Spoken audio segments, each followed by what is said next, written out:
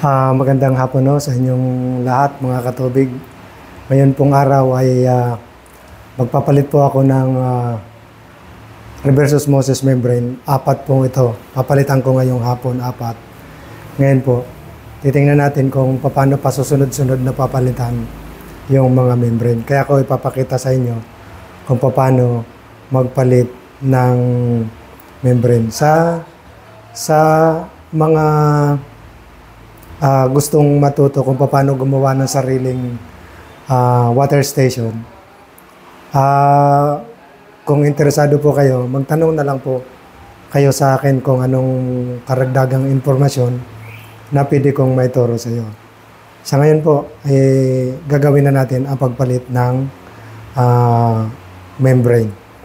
Ang una kong gagawin, tatanggalin ko po ito. Tapos, pag natanggal ko na, ito na ang susunod ko yung mga end cap na mga end vessel. Pag natanggal na at wala nang obstruction dito sa labasan, tatanggalin ko na ho siya isa-isa. Isa-isa. O kaya, isa-isa lang muna para hindi magkapalit yung tubo na ito. Isa-isa lang muna. Okay po, umpisahan ko na. Kaya manood na lang kayo. Ang una kong tatanggalin, yung piping dito sa harap ng membrane.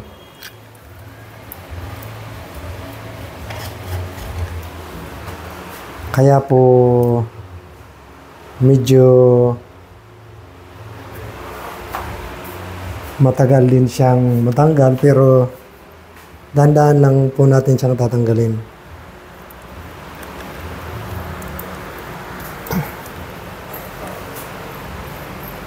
Isa-isa lang, tanggal ito. Pero yung natanggal na rin, huwag niyong kakalimutang ibalik kasi magliliko yun. Dalawa.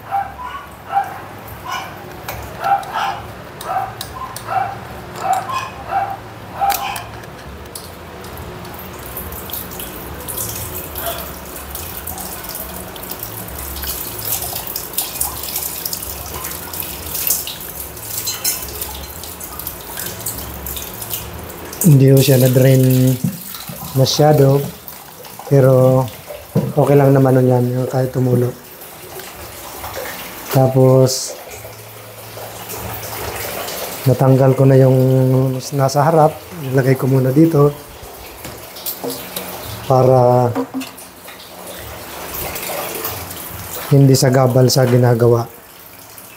Ngayon po, ang una kong papalitan ay itong nasa ibabaw. Sa ibabaw.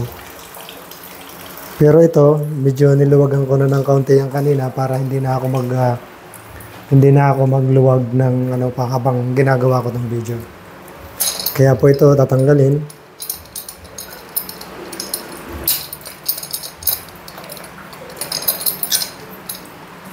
Tapos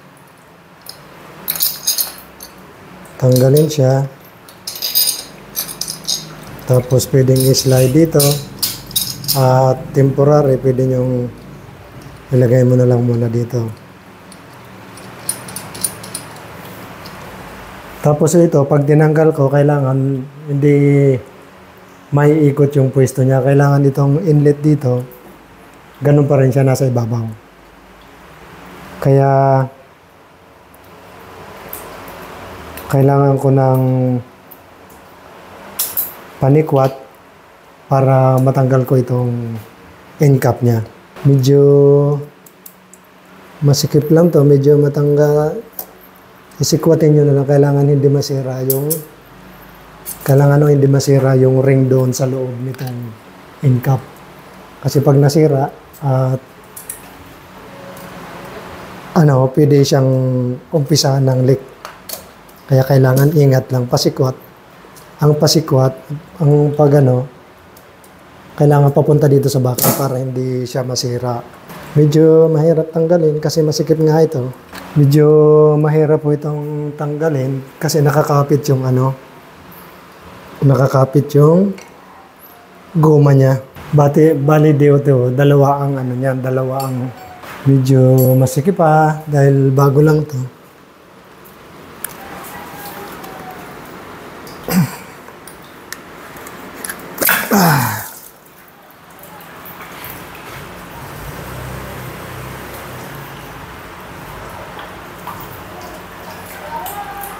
Bago pa naman. Pero ito,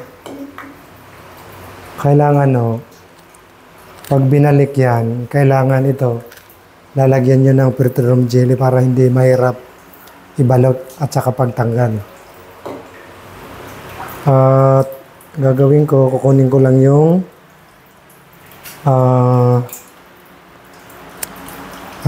petroleum jelly. Ayan ayan, petroleum jelly ito. Ito yung pampadulas dito sa o-ring niya para hindi mahirap ibalik. Ngayon tatanggalin ko na yung bezel niya para mapalitan ng bago. Tapos medyo masikip ito pero iipitin nyo na lang ng ganito ng plier. Medyo hindi naman mahirap, magaan lang naman tanggalin para matanggal. Ito talaga dito sinukat ko to para sa pagpalit ng membrane, yung ditong allowance na to. Kaya okay lang naman. Tapos kukuha na ako ng bagong membrane. Ito na yung bagong membrane niya. Naka-plastic pa siya. Tapos ito pag pinasok nyo dyan sa housing niya, kailangan susundin nyo yung arrow. Kasi ang flow niya, galing dito, papunta doon. Tapos yung pag binalik nyo, kailangan ito, yung arrow, papunta rin doon para hindi salubong yung takbo niya. Tapos, ang isa pang palatandaan niyan, itong rubber na to, nandito sa kailangan sa bungad. Kaya para hindi nakakalito, itong itong rubber na to, nandito sa bungad niya. Kaya aalisan na natin yung plastic niya.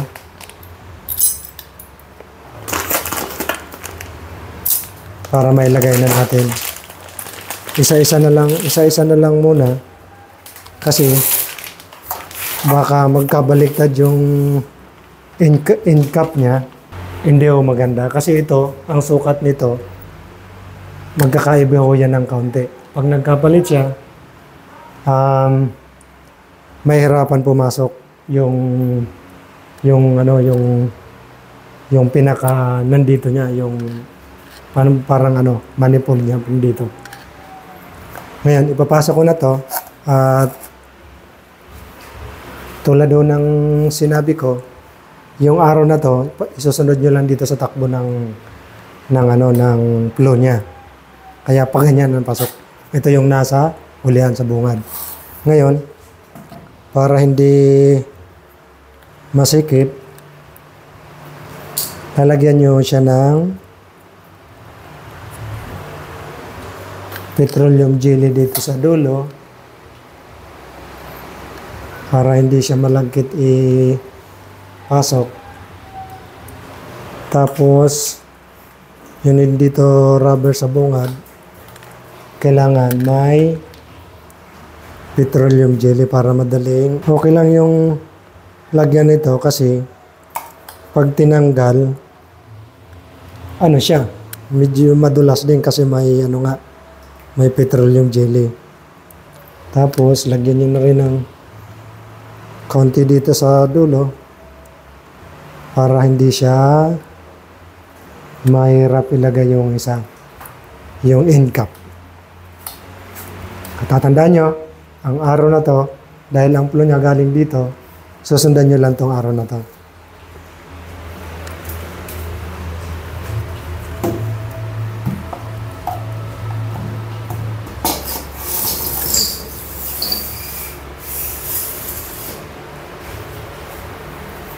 Yan. Pag ganun ang tunog, ibig sabihin, pasok na yung membrane. Ayos na siya. Tapos, ilalagay nyo yung end cap. Tulad doon ang sinabi ko kanina, nasa ibabaw yung inlet niya. Kasi pag pasok nung nandito sa harap, para hindi siya nagkakapalit-palit. Ngayon naman, lagyan nyo rin siya ng petroleum jelly para hindi malagkit ipasok. Kasi dalawa ang ring yan. Dalawa ang ring. Kung wala ko itong petroleum jelly, malagkit ipasok ito. Kaya lalagyan nyo siya. Ayun na, nalagyan na. Kaya nilagyan ko ng petroleum jelly yung dulo nung pinasok kong membrane. Kasi dito, may o-ring din siya dito. Kaya kailangan mayroon siyang petroleum jelly din para madaling pumasok yung ano niya, yung maliit na tubo dito sa loob niyan. Tapos, ilalagay lang nyo lang siya dito. Tapos, iipitin nyo nito para lalong lumapit yung ano, yung pinaka-in-cap niya, dumikit. Para paglagay nyo dito, yung ano, yung ring na to dito sa labas. Yan. Ganyan kadikit. Kasi pag nilagay nyo ito, madali lang siya. Tapos balik yung pinaka-ring. Ganyan lang muna siya. Hand tight lang muna. Kasi pag halimbawa, nilagay mo yung nandito at medyo kailangan mong ikutin, madali lang mo siya kasi hindi pa maibit. Ngayon, ang gagawin natin yung pangalawa na. Tulad doon ng ginawa natin kanina, susungkitin lang ho natin yan, pero iingatan nyo yung, tulad na sinabi ko kanina, iingatan nyo yung ring na hindi masugatan. Kasi pag nasugatan yung o-ring yan, pwede siyang maging kausa ng pag-leak ng ng tubig dito sa may pasukan na ito. Kaya ingat lang sa pagtanggal nito. Dalawang o-ring ho ito, pero pag natanggal na yung nakalabas na yung isang o-ring, ingat lang kasi ang o-ring pinaka-importante hindi masugatan. Yan. Ano siya? Wala naman sugat yan kasi bago pa naman. Hugutin na natin yung membrane niya. Magaan lang naman o tanggalin. Ang medyo mahirap lang tanggal nito kasi dalawang o-ring nito. Medyo masikip tanggalin. Tapos ipapasok natin yung pangalawang bezel na. Ito, wag niyo itong iwawala kasi kung gusto nyong pagdugtungin, kumuha kayo ng housing na mahaba, pandalawahan. Ito yung ginagamit na pandugtong dito sa dalawang membrane niya. Tulad ng sinabi ko nung una, huwag niyong kalilimutan na sundin yung flow nitong bezel. Kasi ang tubig natin magagaling dito, papunta doon. Yung arrow, papunta dito. Kaya ganun lang. Huwag niyong kalilimutan. At ito yung pangalawang palatandaan para hindi mo kayo malito. Ito, nasa bunga dito. Tulad ng dati, lalagyan natin ng petroleum jelly ito para madaling ipasok. Kasi ito, unang palit lang ho ito ng membrane kasi yung unang membrane mahina na ang production niya. Hindi ho tulad natin, dati nung bago talaga malakas na malakas. Ngayon medyo mahina na. Hindi ko na hinintay na mawalan pa siya ng product. Kaya ano na siya, nasa 1 gallon per minute na lang ang napoproduce niya. Kailangan palitan namin sa dong mahina na. Tulad doon na sinabi ko, huwag niyong kalilimutan yung arrow na to. Papunta dito.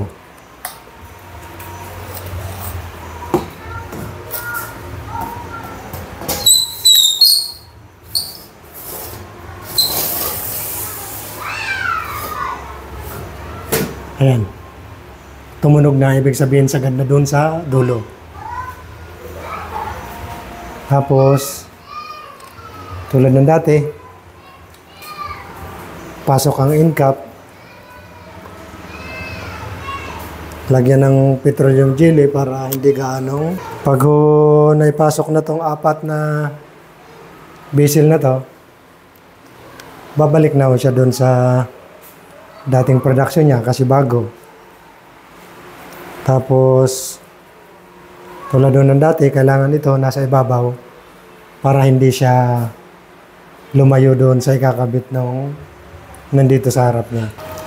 Madali naman, madali naman ipasok yung end cap pag may ano lang siya. Pag may petroleum jelly. Kanina, ginamitan ko na pangipit para ipasok. Pero ngayon dito, okay lang na walang pangipit. Pasok na yung pinaka-end cap niya. Tapos, kung tinanggal nyo ito tinanggal kanina sentrong-sentro, kailangan pagbalik mo siya, sentrong-sentro din. Para hindi mahirap ibalik yung nandito sa harap niya. Tapos, wag niyong kalilimutan, yung o-ring ng union, bago ibalik yung nandito sa harap niya, titingnan nyo maigi, baka mawala siya. Maglilik yan. Tapos ngayon, dito na tayo sa pangatlo. Ang paggawa ko nga pala ng sariling water station. Kailangan nyo lang pag-aralan. Marami naman nagtuturo sa YouTube o kaya sa iba pang pwedeng pag-aralang website. Pag-aralan nyo lang pero kasi ito, ako lang nagtayo nitong water station na to. Pinag-aralan ko lang kung paano yung pasunod-sunod ng kabit niya. Makakatipid kayo ng ng gastos nyo kasi sarili nyong gawa. At saka yung sa maintenance niya, hindi na kayo kukuha ng magme-maintain na iba kasi alam nyo na kung paano ayusin yung mga parte ng machine nyo. Ngayon babalik natin yung pinaka-ring niya para hindi siya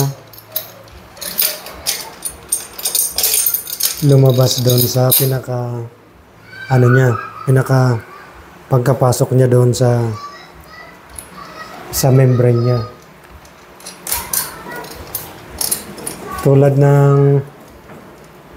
Tulad ng sinabi ko, hand tight lang muna.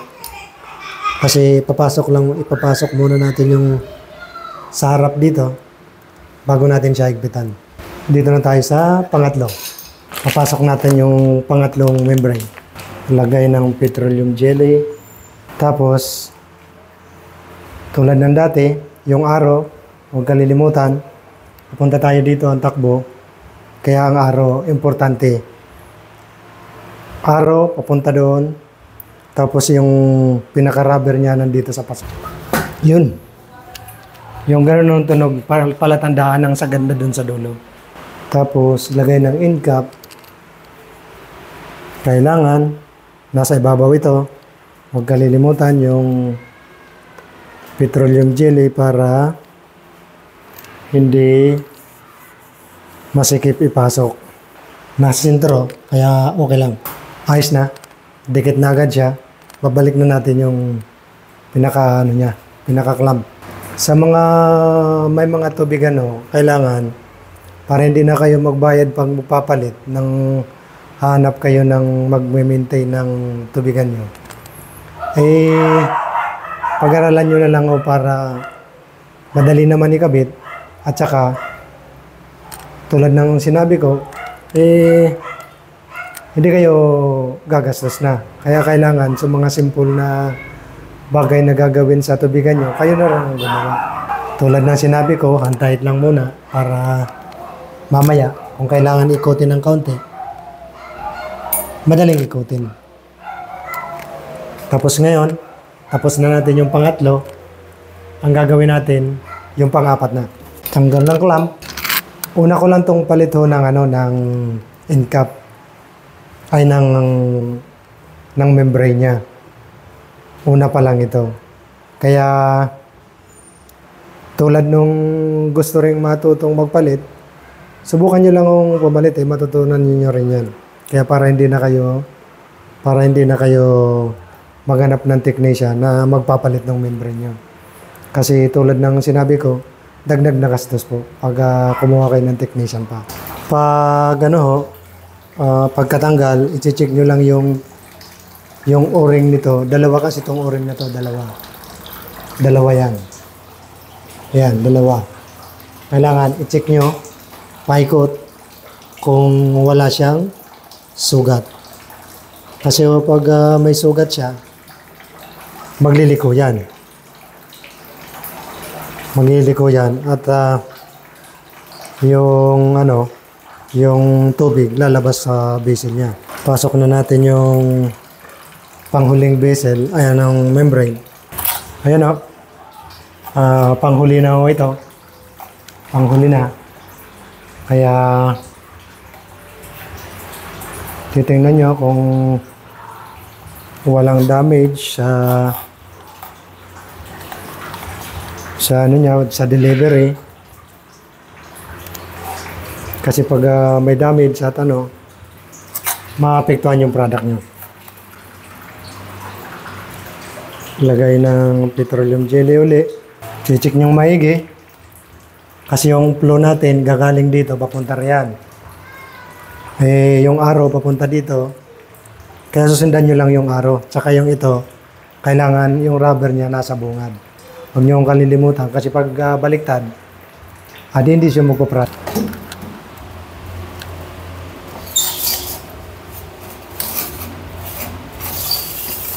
Para makapasok doon sa pinakatubo niya doon. As sa end cap doon sa dulong isa. Tulad ng ginawa ko nung una, tulak nyo lang hanggang sa tumunog. Yan, tumunog na, ibig sabihin sagad na doon. Ito, na-check ko na kanina, walang damage. Tapos lalagyan ko lang ng petroleum jelly. Kaunting ikot lang para sentro siya. Okay na, sentro na. Tapos din ulit.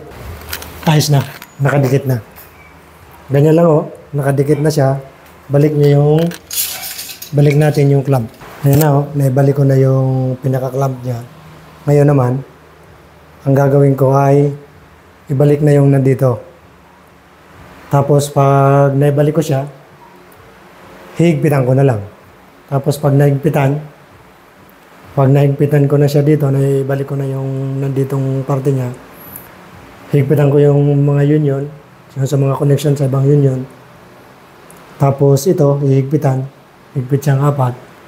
Pag nahigpitan na, ang gagawin na lang, i-flushing nyo